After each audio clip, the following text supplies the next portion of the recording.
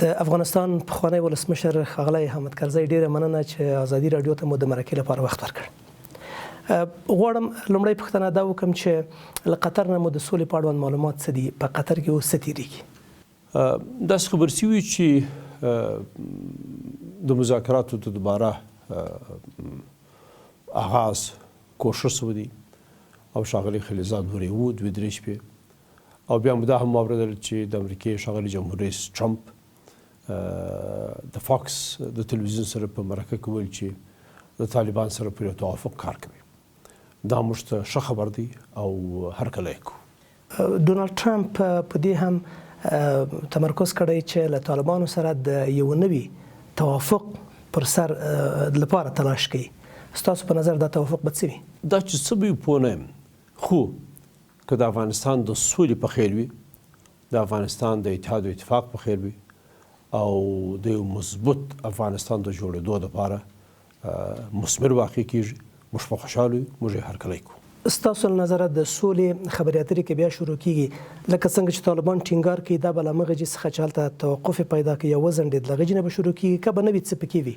طبعا چې د هغه ځای څخه باید شروع شي، تر یو ځای پورې مذاکرات ولاړه، حاصل یې درلود، بند شوه، طبیعي ده چې د هغه ځای څخه باید شروع شي. خو که د هغه توافقاتو یا پر هغه موادو چې د مخ توافق شوی دی پر هغه نور هم اضافه کېږي، او که هغه نوي مواد د افغانستان د سولې او د افغانستان د خلکو په خیر وي، معنی نشته ودیسي.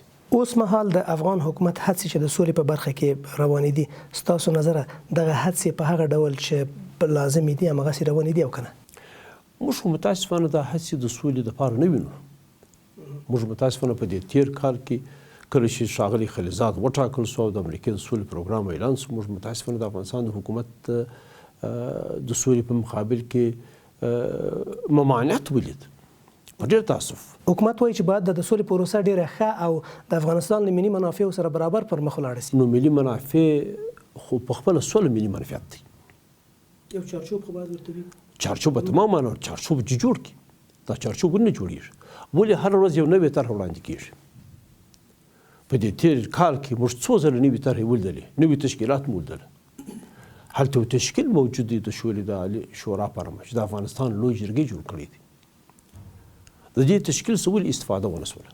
دا تشکیل فعال نه بلل کېږي، ویل کېږي چې دا ښه فعالیت نه لري. فعالو خو امریکې سوله نه غوښته، فعالو خو امریکې سوله نه غوښته. اوس چې امریکا سوله غواړي، دا تشکیل بهترین فعالیت پکې کولی شي. د ټول افغانستان خلک پکې کېږي، د ټول افغانستان نمایندګان پکې ناست دي او د افغانستان جرګې دا تشکیل رامنځته کړی دی. د سولې په چارو کې دولت وزارت هم همدغسې فعالیتونه لري، لا د حکومت تر نظر نږدې نظر لاندې. هغه وزارت او د سولې عالي شورا ډېر فرق سره لري. دا یو حکومتي ټاکنه ده، هغه د لوی جرګې ټاکنه وه چې د سولې په باب تشکیل شوی وه. هغه هدف یې د سولې راتګ و. نو په دې کې ډېر فرق شته. هلته د افغانستان د ټول خلک نمایندګان ناست دي او مشروع ځای دی.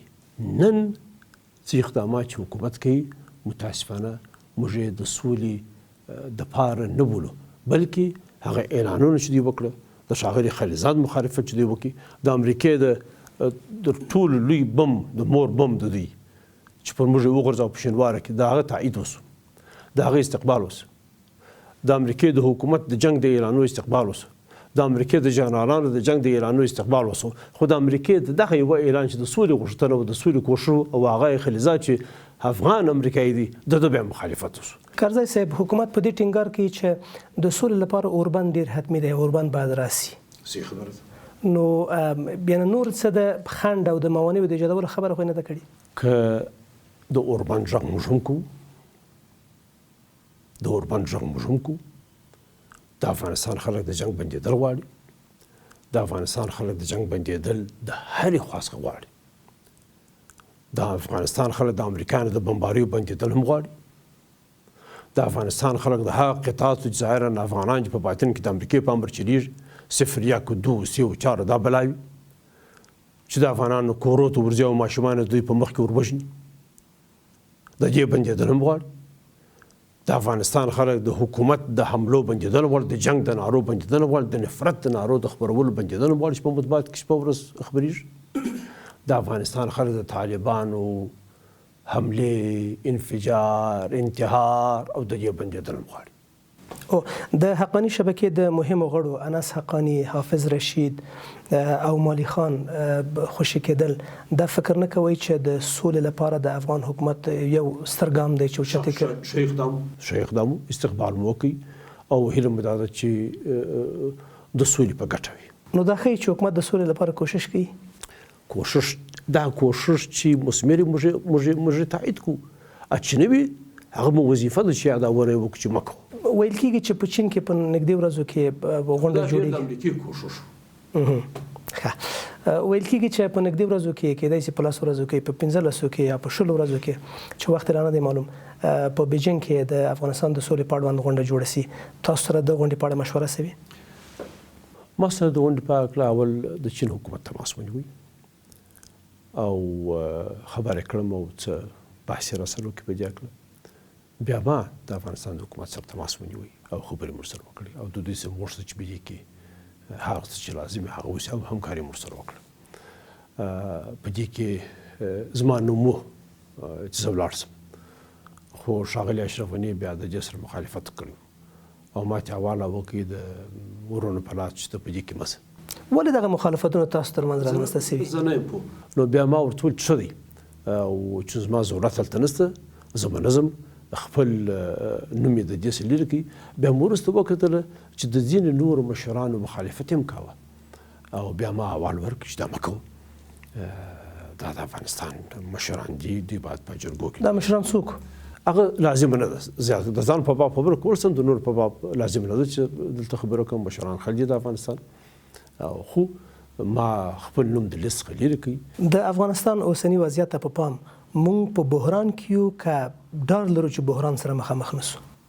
موږ په بحران کې یو، مملکت په شدید بحران کې دی، د خاورې څخه خلک په تیښ کې دي، په زرهاو زره افغانان تښتېدلي دي خاورې څخه. ستا خپل رئیس جمهور اعلان کړی دی چې په تېرو 5 کالو کې 45,000 عسکر شهیدان شوي دي. پر ډیورنډ باندې ازغن تار تېر سو او زما په خپله خاوره کې 45,000 ځوانان شهیدان شوي دي او د دې په مقابل کې دغونه 45,000 طالبان شهیدان شوي دي، دغونه عام ولس شهید شوی دي. دا ټول افغانان دي، دا 1 لک 1.5 لک 2 لک کسان ولې شهیدان دي؟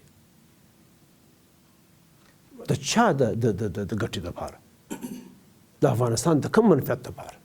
افغان حکومت په جمهوریت ټینګار کوي، طالبان په امارت باندې. تاسو د دې ټول ترمنځ کوم انتخاب لرئ؟ په داسې حال کې چې تاسو خپله د جمهوریت اساس دلته ایښی دی په دغه دوره کې. بالکل مې ایښی او په افتخار مې ایښی دی. کله چې مجده صاحب شهید سي او په دې شهید سي چې د خپل بیان د ازادۍ څخه چې قانون اساسي دا حق ورکړی و، په همدې وجه شهید سي.